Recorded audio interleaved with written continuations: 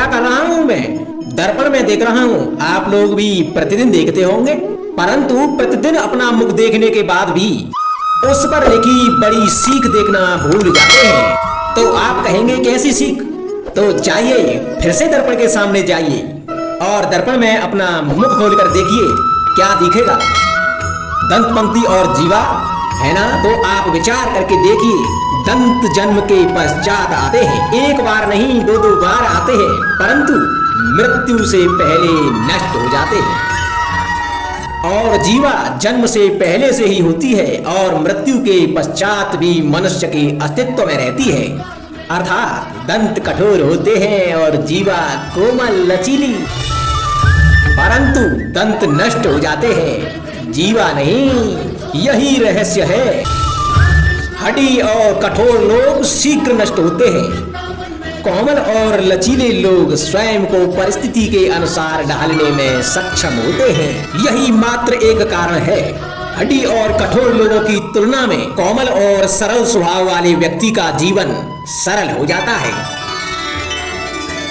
संबंध एक सहारा होता है जीवन का, और संबंधी वो होते हैं जिनसे आवश्यकता पड़ने पर सहायता मांगी जा सके, जिन पर विश्वास किया जा सके कि बुरे समय में वो हमारे काम आएंगे। कभी ऐसा भी हुआ होगा कि आपके पास कोई सहायता मांगने के लिए आया होगा, या ऐसा भी हो सकता है कि आप किसी के पास सहायता मांगने के लिए गए हों, परंतु प्रश्न यह उठता है कि किसी के मंतव्य में उसकी सहायता इसलिए कर देनी चाहिए क्योंकि वो आपका संबंधी है।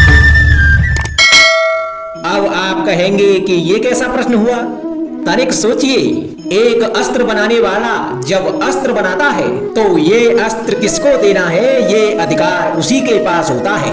वो चाहे तो ये अस्त्र किसी को भी दे सकता है, वो एक सैनिक को भी दे सकता है या एक डाकू को भी, और यही अस्त्र दो भिन्न काम कर सकते हैं। यदि डाकू के हाथ में आ गए तो वह इनका भय दिखाकर लोगों को लूटेगा, निरपराधों का रक्त बहाएगा, अर्थात सहायता करने वाले की भी अवस्था कुछ ऐसी ही होती है। इसलिए किसी की सहायता करने से पूर्व ये विचार कर लेना आवश्यक है कि किसे क्या, कब और कितनी सहायता देनी चाहिए कि उसका दुरुपयोग ना हो। यदि आपकी सहायता से कोई अधर्म हुआ तो उसके उत्तरदायी आप ही होंगे।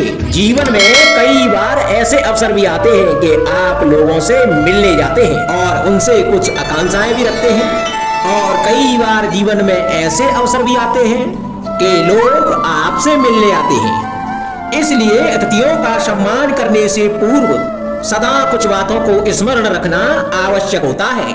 यदि कोई आपसे मिलने आ सकता है तो उसके तीन कारण हो सकते हैं।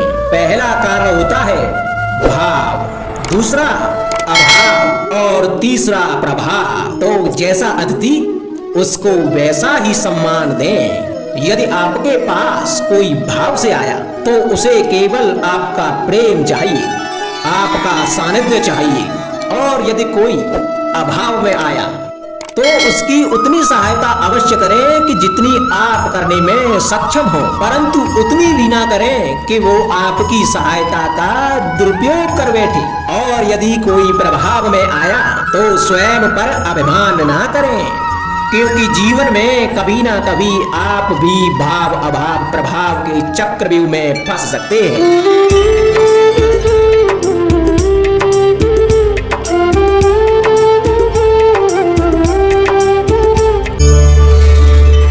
कभी आप ब्रह्म मुहूर्त में जगे हैं?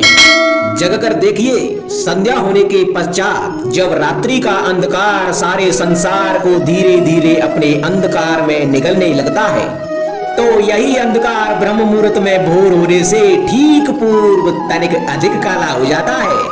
कुछ समझे, हमारा जीवन भी कुछ ऐसा ही होता है। जब हमारे जीवन की समस्याएं कठिनाई अपने अंत पर होती हैं, तो यही समस्याएं कठिनाई एक भीषण रूप लेकर हमारे समक्ष खड़ी हो जाती हैं, और ऐसी परिस्थितियों में अधिकतर लोग हार मान जाते हैं, भय खा जाते हैं। परंतु ऐसी स्थिति में आप हार ना माने, भय ना खाएं, दृढ़ रहें, निरंतर आगे बढ़ते रहें। तो प्रकाश के रूप में हमारा स्वागत करने के लिए सूर्य उदय सदा हमारे समक्ष प्रस्तुत रहेगा।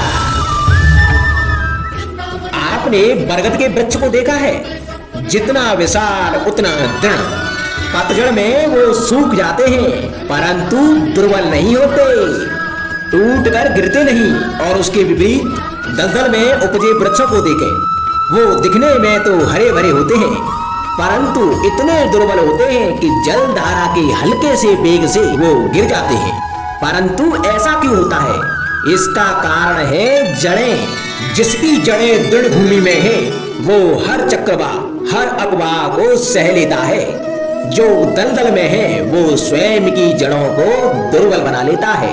कुछ ऐसा ही मनुष्य भी होता है जो अधर्म कुकर्म असत्य की धरा पर उपजा है। वो कठिन समय की एक मार भी नहीं सह पाता। और जो मनुष्य सत्य और धर्म की धरा पर उपजा है वो हर समस्या से जूझ कर आगे निकल जाता है और सफल हो जाता है। अब आप पर निर्भर करता है कि आप क्या बनना चाहते हैं। हमारे जीवन में मित्र और शत्रु बड़ा ही महत्व रखते हैं। यदि गंभीरता से सोचा जाए तो ऐसा कोई क्षण नहीं जब हम अपने मित्रों के बारे में ना सोचते हो या फिर शत्रुओं के बारे में। हमारा हर कार्य या तो हमारे मित्रों के हित के लिए होता है या फिर हमारे शत्रुओं के अहित के लिए। हम हर स्थान या तो अपने मित्रों के साथ होते हैं या फिर अपने शत्रुओं के साथ। कोई नहीं चाहता कि उनका शत्रु प्रसन्न रहे। संसार में हर कोई अपने शत्रु को नष्ट कर देना चाहता है और ऐसा करने के लिए वो हर संभव प्रयास करता है। उसे आर्थिक मानसिक और शारीरिक हानि पहुंचाने का प्रयास करता है। और यदि मैं आपको आज ऐसा मंत्र सिखाऊं जिससे आप अपने शत्रु को सदा के लिए नष्ट कर दे तो, और वो मंत्र है शत्रु को मित्र बनाना। अपने सभी शत्रुओं को अपना मित्र बना लीजिए और आपके सारे शत्रु स्वतः ही समाप्त हो जाएंगे। राधे राधे।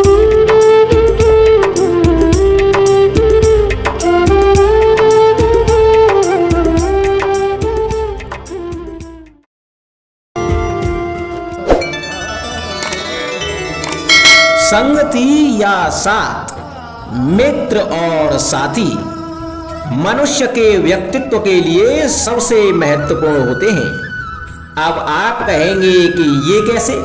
मनुष्य अवश्य अपने व्यक्तित्व के लिए उत्तरदायी होता है परंतु मनुष्य संगति में ना चाहते हुए भी उसका व्यक्तित्व संगत की भांति हो जाता है।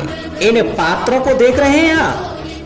मध्य में जल रखा है, इसमें दूध और इसमें मलिन कीचड़ रखा है।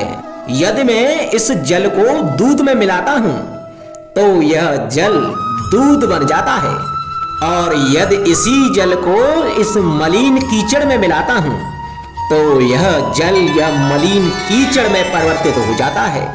हाँ, ऐसी कोई युक्ति नहीं कि जल बिना घुले मिले दूध या कीचड़ में अपना अस्तित्व बनाए रखे या इनसे अलग बना रहे। और ठीक ऐसा ही मनुष्य के जीवन में भी होता है कि यदि एक गुणहीन व्यक्ति गुणवानों की संगत में बैठे तो उसे भी गुणवान समझा जाता है, सम्मान का पात्र समझा जाता है। और यदि एक गुणवान व्यक्ति गुणहीनों की संगत में बैठे तो उसे भी तिरस्कार मिलता है। इसलिए अपने जीवन में संगति सोच समझकर सावधानी से चुनिएगा। कभी खेत में किसी किसान को खेती करते देखा है? वो उसे सींचता है, जोतता है, पशु पंछियों से खेत की फसल की रक्षा करता है। परंतु एक बात का वो सबसे विशेष ध्यान रखता है कि कहीं खेत में खरपतवार न उग जाए, क्योंकि एक खरपतवार का लान खेत की सारी फसल को नष्ट कर सकता है।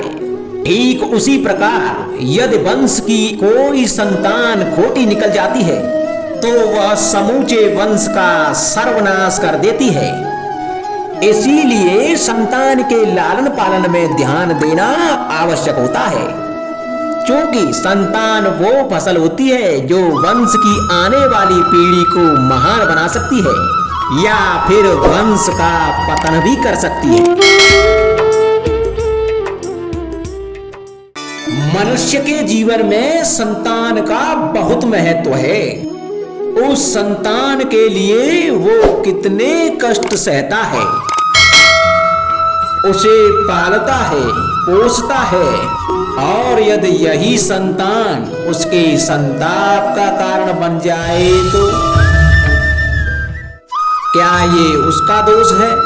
अधिकतर ये दोष हमारे लालन पालन का होता है।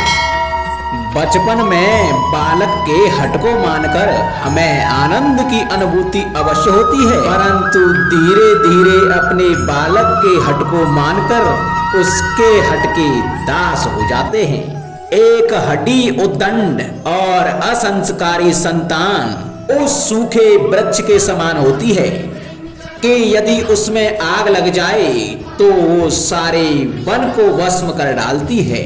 और स्मरण रहे, जब उसमें अग्नि लगती है तो वह सबसे पहले स्वयं के घर को ही भस्म करती है। इसलिए जब आवश्यकता हो तो अपनी संतान के हठ का विरोध करें, उसे रोकें, क्योंकि समय रहते ऐसा ना किया गया तो भविष्य में इस समस्या के परिणाम गंभीर हो सकते हैं।